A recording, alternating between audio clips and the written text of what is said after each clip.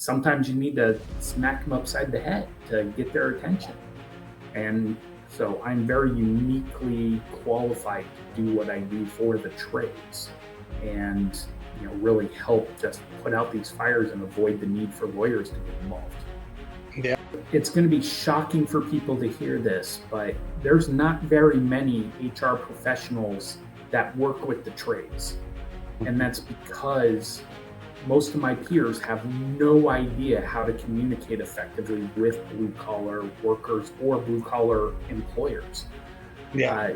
It's a completely different mindset and psychological positioning that requires direct talk. You have to speak directly to them.